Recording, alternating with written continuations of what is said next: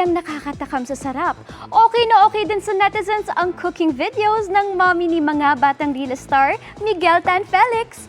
Ang catchphrase niya kasing, okay na to, patok kaya ginawan pa ng parody ng ilan. Makichika kay Aubrey Carampel. Lisa dito. Halo dyan.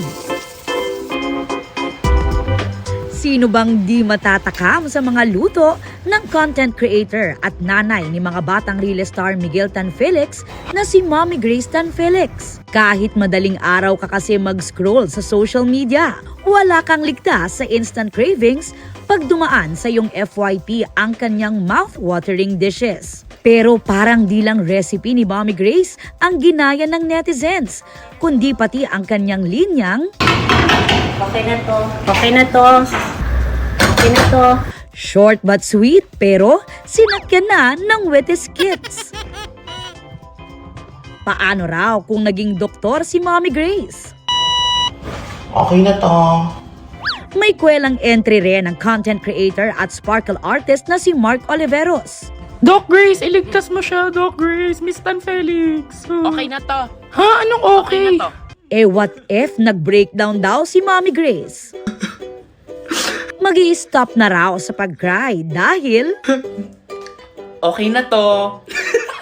hirit naman ang isa pang netizen. Paano kung working hard ka pero di pa sapat ang sahod? Okay na to. Pero ang tanong naman ng iba, bakit nga ba napakarami lagi magluto ni Mommy Grace? Ang dami nagtatanong po niyan. Pero, una kasi, nire-renovate po yung kitchen niya. So, marami siyang magluto para pakain na rin yung gumagawa ng kitchen. Pangalawang dahilan, kasi nasa isang compound po kami. So, kasama rin namin yung mga pamangkin ko, may lola, tito. So, if gusto nila manghingi ng ulam, pwede na. Praktikal din daw ang pamilya ni Miguel kaya kung anong ulam sa tanghali, aabuti na ito hanggang sa gabi.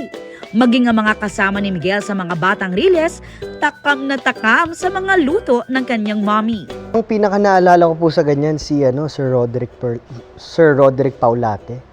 Pinapanood niya po talaga si Mami. Tapos sinasabi niya, dali mo naman dito sa set si Mami, dala ka naman ng pagkain, ganyan. Pero sa lahat ng luto ni Mommy Grace, ang favorite daw ni Miguel, Ako, pinaka-proud po ako na patikim sa lahat yung leche flan ni Mami kasi yun talaga yung favorite ko. Ayun talaga. Leche flan. So, pag may chance, pag nagluto si Mami ng leche flan, dadala po talaga. pero FYI, hindi lang naman daw taga-kain ng luto si Miguel. Nagiging assistant din daw siya ng kanyang Mommy Grace. Mahinhin naman maghalo nito. Ako nga ganito.